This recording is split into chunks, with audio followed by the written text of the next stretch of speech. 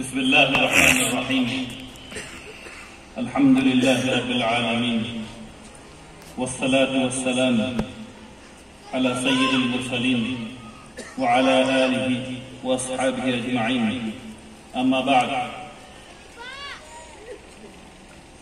علماء اعزام، حاضرین کرام، السلام علیکم ورحمۃ اللہ وبرکاتہ۔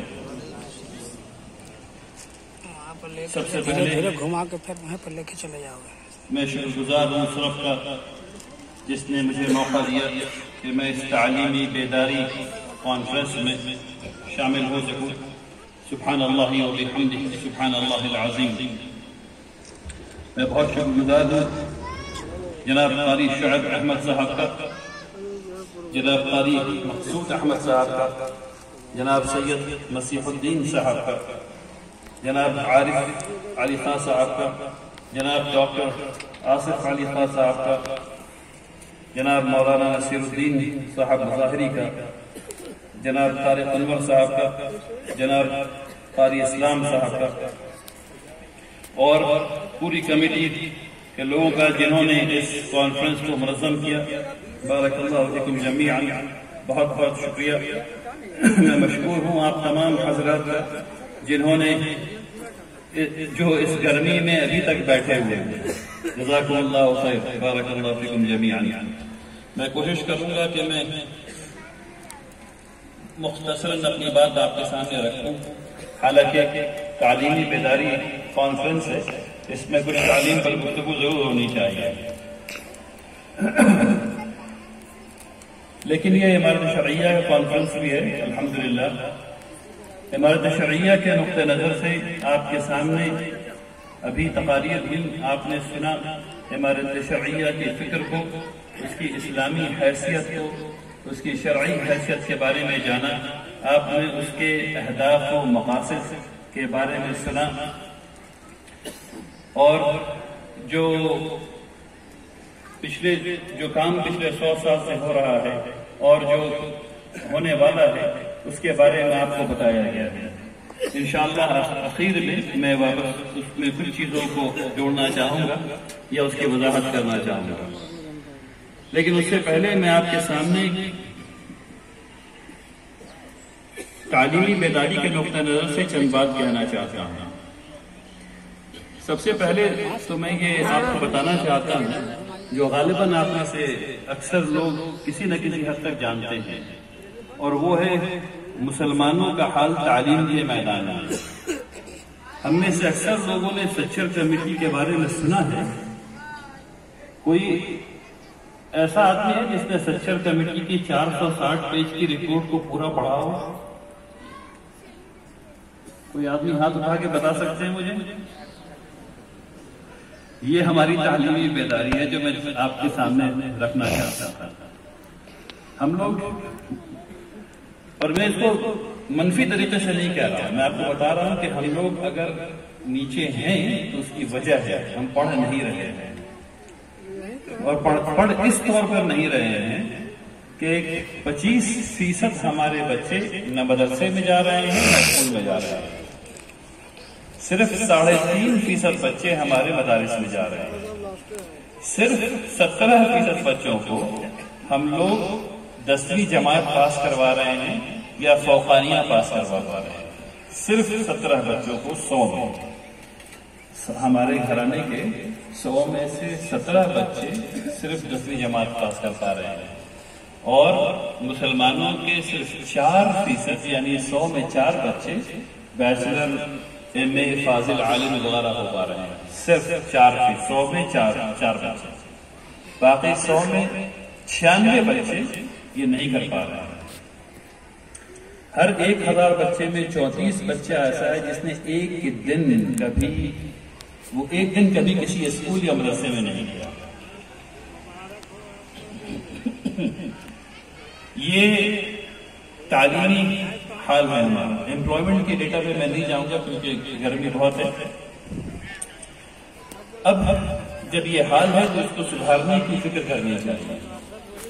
ابھی آپ کے سامنے تعلیمی بیداری کے نقطہ نظر سے کئی آیات تلاوت کی گئی ہیں۔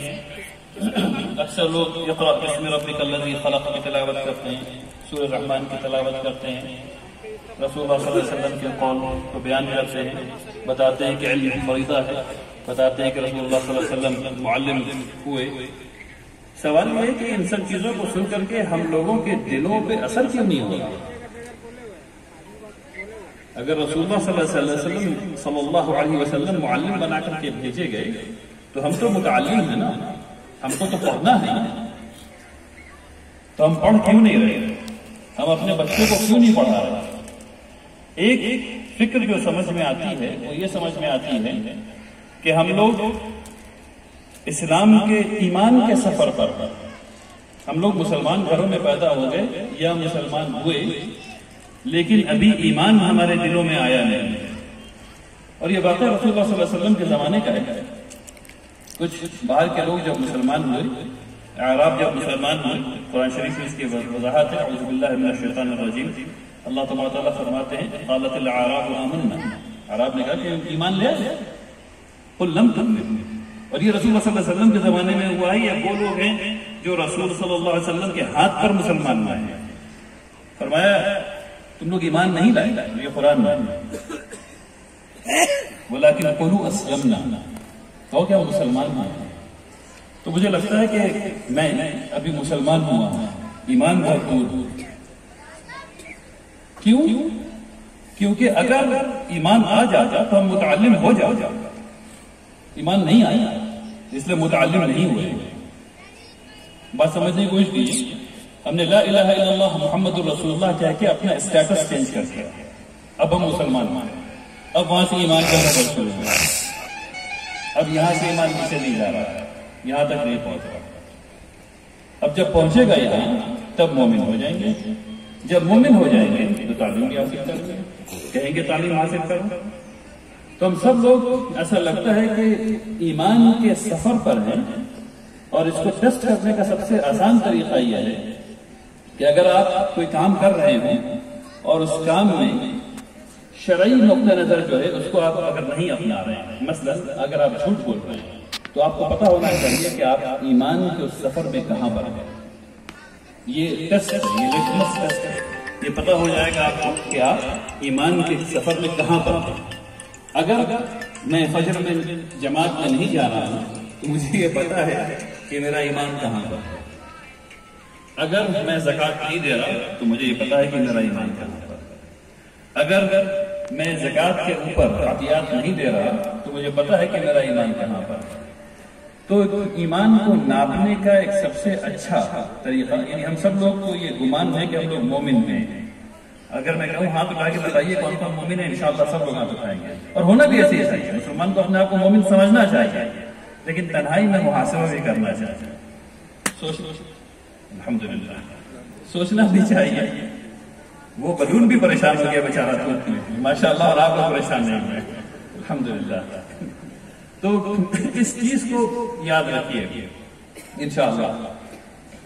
اب میں ذرا ایک دو بات کہنا چاہتا ہوں کہ ہندوستان کا تعلیمی لینڈسکیپ کیسا دکھتا ہے، خاص کر کے نوجوان لوگوں کے لیے جو تعلیم کے میدان میں ہیں ابھی، ان کے فائدے کے لیے۔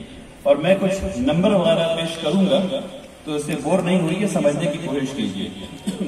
اس بات کو سمجھیے کہ ہندوستان میں تعلیمی ادارے جو بنائے گئے ہیں وہ ہندوستان میں کاسٹ سسٹم جو ہے ہمارے یہاں، جو ذات کا سسٹم ہے، اسی طرح کے ہیں۔ کچھ ادارے برہمن ہیں، کچھ ادارے شتریہ ہیں، کچھ ادارے بیچ میں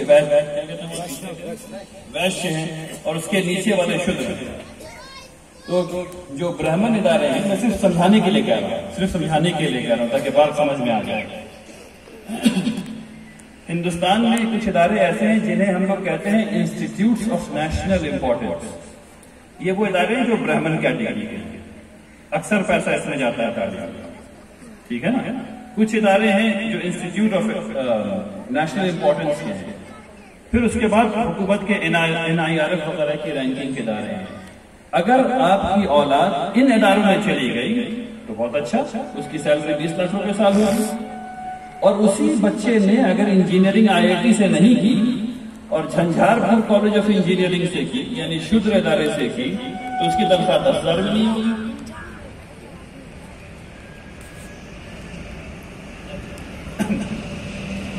تو اس ادارے سے اگر وہ جائے گا تو اس کی سیلری جو ہے وہ 10,000 بھی نہیں ہوگی۔ تو اب یہ فرق ہم لوگوں کو پتا ہے کہ کون سا ادارہ کس کیٹیگری میں ہے۔ اس بات کو سمجھنے کی بہت سخت ضرورت ہے کہ ہم لوگ اس جگہ پہنچیں گے کیسے، اور اس میں کیا کیا رکاوٹیں ہیں پہنچنے میں، اور پیسے اس میں کیسے خرچ ہوتے ہیں۔ مثلا اگر ہندوستان کا بجٹ 100 روپے ہے، تعلیم کا بجٹ اگر 100 روپے ہے، تو 3 بچوں کو پڑھانے کے لیے 52 روپے خرچ کیے جاتے ہیں۔ اگر ہندوستان کا بجٹ 100 روپے ہے اور صرف 100 بچوں کو ہندوستان پڑھا رہا ہے، 100 روپے بجٹ ہے اور 100 بچوں کو پڑھا رہا ہے، تو 100 بچوں میں سے 3 بچے پر 52 روپے خرچ کیے جاتے ہیں، اور 97 بچے پر 47 روپے خرچ کیے جاتے ہیں۔ 97 بچوں پر 47 روپے خرچ کیے جاتے ہیں اور 3 بچے پر 52 روپے خرچ کیے جاتے ہیں۔ ہمیں اور آپ کو یہ فیصلہ کرنا ہے کہ ہمارا بچہ ان 3 بچوں میں ہونے والا ہے یا 97 بچوں میں ہونے والا ہے، فرق نہیں ہوتا ہے۔ یہ جو 3 بچوں والا گیم ہے، اس کو کہتے ہیں تعلیم میں ایکسیلنس پیدا کرنا، جو رحمانی 30 اور اس کے قسم کے ادارے کرنے کی کوشش کر رہے ہیں۔ جب ہم لوگ محنت سے ہدف کے ساتھ بچوں کو پڑھاتے ہیں، محنت کرتے ہیں بچوں پہ، تب اللہ سبحانہ و تعالیٰ رزلٹ دیتے ہیں، اور وہ رزلٹ ایسا دیتا ہے جیسے کہ فہد صاحب نے بتایا ہے۔ تقریباً 16 لاکھ بچے انجینئرنگ کے امتحان میں بیٹھتے ہیں، جس میں 16,000 کے آس پاس بچے IIT میں جاتے ہیں۔ سوچیے اس بات کو، 16 لاکھ بچے بیٹھتے ہیں اور تقریباً 16,000 بچے IIT میں جاتے ہیں۔ اگر ہم لوگ پہلی جماعت سے بچوں کو نہیں پڑھائیں گے ڈھنگ سے تو کبھی نہیں جائے گا، کبھی نہیں جائے گا۔ تو ضرورت اس بات کی ہے، انشاءاللہ میں اپنی بات یہاں پہ ختم کروں گا، ضرورت اس بات کی ہے کہ ہر ڈسٹرکٹ میں معیاری اسکول ہوں۔ امارت نے کام شروع کیا ہے امارت پبلک اسکول کا۔ امارت کا ہدف یہ ہے کہ ہر ڈسٹرکٹ میں ریزیڈینشل اسکول قائم کیا جائے گا انشاءاللہ، جہاں بچے رہ کر کے پڑھیں گے، کم از کم 6ٹھی جماعت سے 12ویں جماعت کے بچے رہ کر کے پڑھیں گے۔ اس کے نیچے مڈل اسکول امارت بنائے گی انشاءاللہ، اور اس کے نیچے ابتدائی اسکول انشاءاللہ بنائے گی، جو LKG، جن کو ہم لوگ اپنی زبان میں مکتب کہتے ہیں۔ ان تمام تعلیمیں انشاءاللہ دی جائیں گی۔ آئیے اللہ سبحانہ و تعالیٰ سے دعا کیجیے کہ اللہ تبارک و تعالیٰ امارت شریعہ کو مستحکم کرے، انشاءاللہ آپ کے اور امارت شریعہ کے رشتے کو مضبوط کرے، اور ہم لوگوں کے دلوں سے کجی کو نکال دیں، خاص کر کے مالی کجی کو نکال دیں۔ اخیراً ہم سب لوگوں کو